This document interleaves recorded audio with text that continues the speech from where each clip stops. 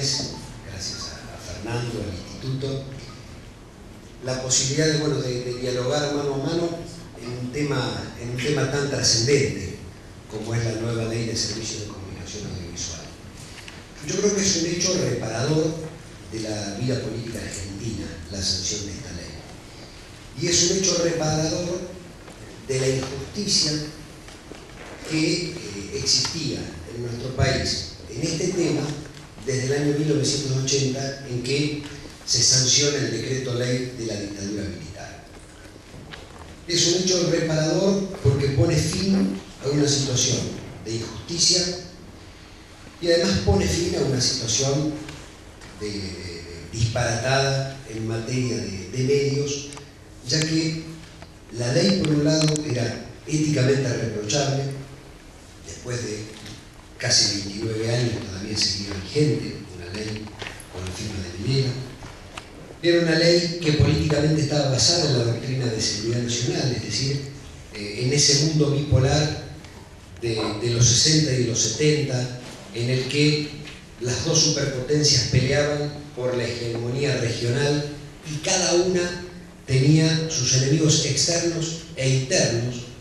En la Argentina, la defensa, entre comillas, de ese mundo occidental y cristiano requería del control de los medios de comunicación por parte de los grupos hegemónicos.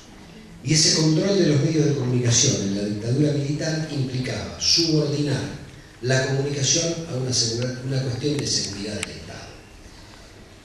El Estado solo dejaba en manos de los privados amigos la comunicación y le prohibía a los más sospechados de todos en este mundo bipolar, que eran las universidades, los sindicatos, las ONG, las cooperativas, les prohibía la participación en el mundo de la comunicación social. De hecho, hasta el año 2005 estuvieron legalmente prohibidos y aún hoy tienen dificultades para acceder al mundo de la comunicación. Entonces, esta ley vino a reparar, primero, el hecho de una ley vigente con la firma de Videla. Segundo, el hecho de la vigencia de la doctrina de la seguridad nacional, que fue cambiada por la doctrina que considera la comunicación como un derecho humano básico.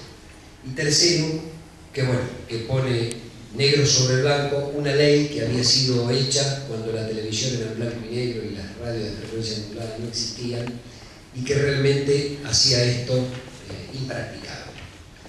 Entonces, es un hecho reparador de la política que llega en un momento muy especial. Uno se pregunta por qué motivo tardamos 26 años de democracia, casi, para poder sancionar una ley.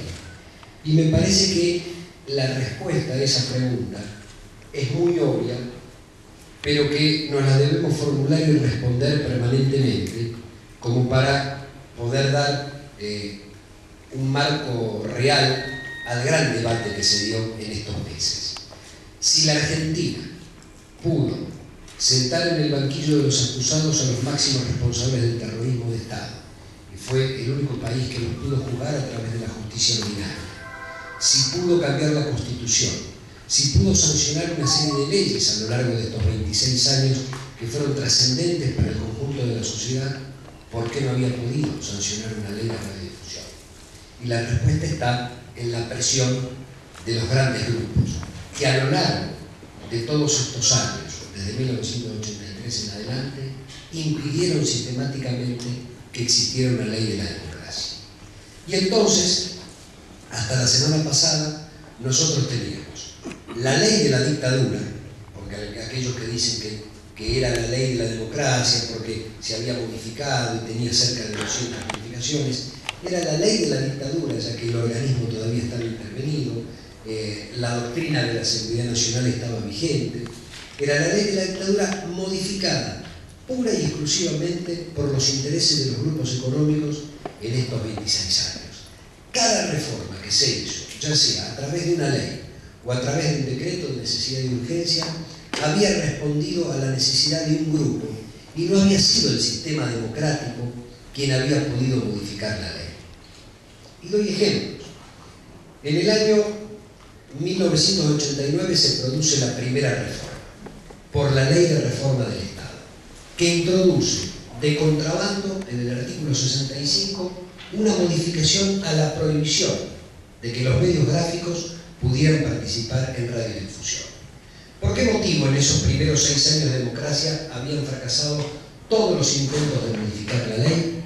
Bueno, porque todos los proyectos, incluyendo el proyecto del Consejo para la Consolidación de la Democracia, no permitían que los medios gráficos, es decir, que las empresas periodísticas existentes hasta ese momento, pudieran entrar en radiodifusión.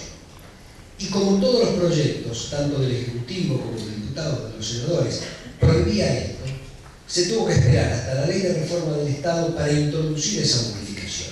Y en 1989 se permite la creación de los multimedios. Esa es la primera gran victoria de los grupos económicos, de los grupos concentrados, que dan ese primer paso de la creación de los multimedios. Y después, a lo largo de toda una década, se van a producir distintas reformas. Las dos más importantes son el decreto 1062 del año 98 y el decreto 1005 del año 99, que van a permitir la compra-venta de licencias para blanquear toda la compra de cables que durante la década del 90 se habían hecho los grupos más poderosos. Y en el año 99 lo que se va a blanquear es la compra de varios canales de televisión por el grupo SAI Citicorp Editorial Atlántida, que compra 8 o 9 canales de televisión y que la ley solo permitía hasta ese momento tener un máximo de 4. Quiere decir que terminada la década del 90 vamos a tener un mapa de la radiodifusión no solo multimediático sino concentrado. Pasamos de no poder tener radios y canales de televisión, los grupos de medios, a poder comprar y vender y a tener de 4 a 24.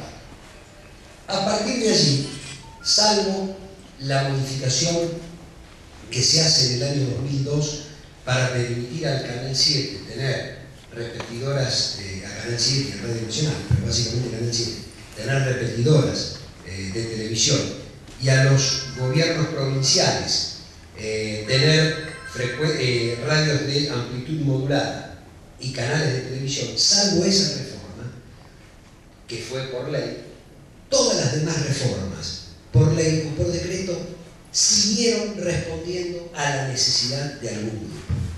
Significa que hasta hace 2 semanas teníamos la ley de la dictadura modificada a imagen y semejanza de las necesidades de los grupos económicos. Entonces, por eso se dio la pelea que se dio, tan brutal, que la seguimos a través de la radio y de la televisión y de los diarios, porque lo que estaba en juego era, por primera vez, tener la posibilidad, después de 72 intentos, es decir, este era el proyecto número 72, teníamos la posibilidad, por primera vez, de que el sistema democrático diseñara una política de medios. Y esa política de medios no fue antojadiza. Esa política de medios respondió a la necesidad y a la pelea y a la lucha de muchos actores sociales que a lo largo de estos 26 años de democracia intentamos cambiar esta ley de la dictadura.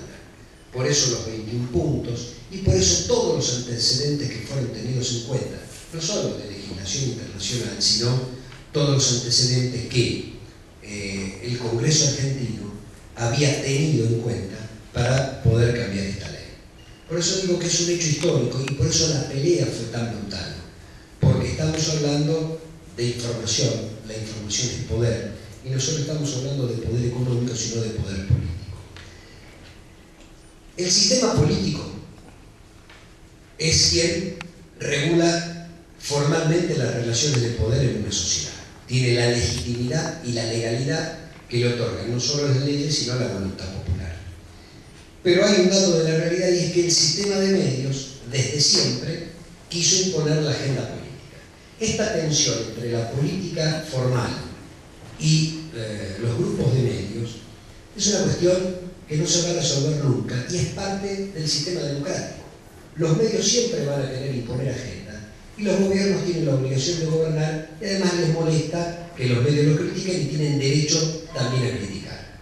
Esta relación entre política y medios solo se resuelve, si es un término que se puede utilizar, a través de una regulación democrática. Ni la política puede censurar a los medios, ni los medios pueden reemplazar a la política.